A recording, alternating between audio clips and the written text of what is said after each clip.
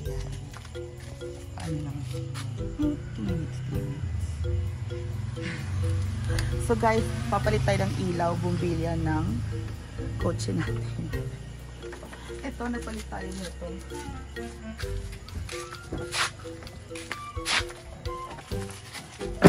Pinalitan natin to eh. Pero syempre, ito na yung luma. Syempre, gabi natin to gagawin. Ito yung luma.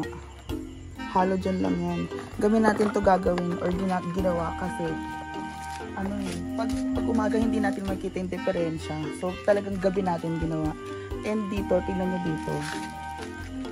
Dito natin kinuha. Pero dito, mas madali eh. Kung malit ang kamay nyo kakasya, pwede, walang problema. Dito sa ilalim. Pero pag dito, mas madali siya rito. Tingnan nyo ha, ito yung pinalitan ko. Ito yung primary na ilaw eh. Ito lang, may latch to. Yan, may latch. Tapos, tingnan nyo dito. Yan yung pinalitan natin. So, titingnan lang natin basta secured. So, dukutin natin na. Kailangan sure tayo na ano. Oo, nakataas yan. Okay, nakataas. Kasi yung ano niya, yung tali, pag nakatali, nakaganon siya. Dapat hindi siya, dapat nakaganon yung ilaw, bumbilya natin, hindi nakaganon. Kasi ganyan yan eh, oh. So ngayon, ito yung meron siyang ano dito. Nakataas. Sige. Sa kabila, tingnan lang natin. Ano yan? Ay, teka lang. Ayan, ayan. So ito na guys. Ito naman, titignan natin yung ano, yung diferensya dito sa kabila. Tingnan din natin kung secured siya.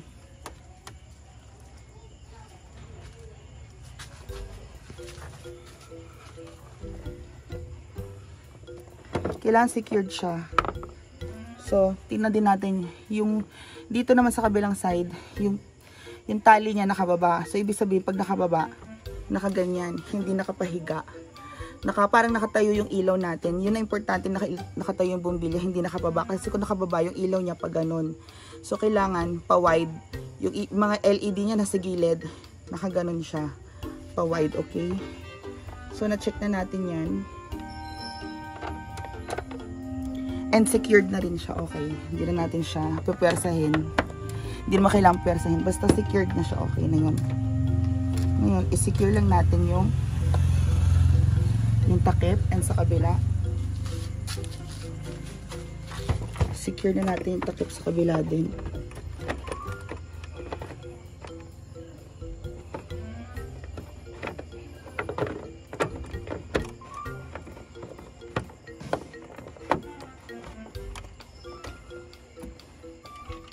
Teka lang, medyo mahirap i-secure pero kaya natin yan. Ayan. So, okay. So guys, secured na siya.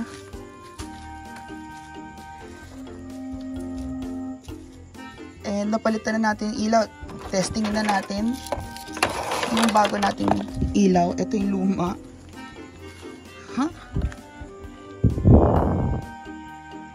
Ayan, yan yung dalawang bagong, yan yung luma. So, testingin na natin. So, pinaandar na natin, no? On natin. Ayan yung LED. Pinalitan na natin yung LED, yung fog lamp.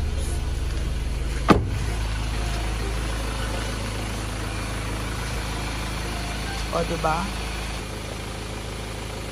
Ayan na nga po, yan yung LED ng fog lamps. So, tignan natin. Wala na tayong flash, ha? Ayan. And ngayon, i-on na natin yung main na lights. Ayan, 'di ba?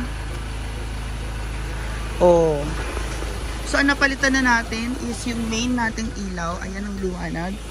Ang napalitan na natin yung main nating ilaw, yung fog lamps, tapos yung main natin na ilaw.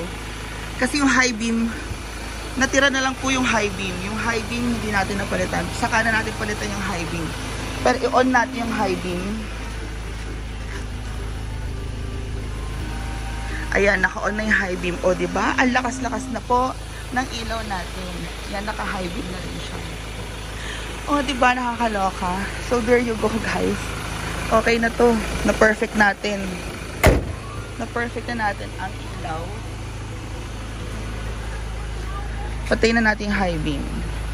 Ayan na ang ilaw natin. Diba ang ganda? LED na po lahat ng ilaw natin. Congratulations, Mia Kaloka. May bago ka na namang pwedeng gawin sa buhay mo. Pang negosyo. LED negosyo. So, mga gusto magpapalit ng LED ng kanilang mga Ranger or Everest dyan, kontakin nyo lang ako. Ako na bahala. Charis. So, we'll see you later, guys. Bye-bye!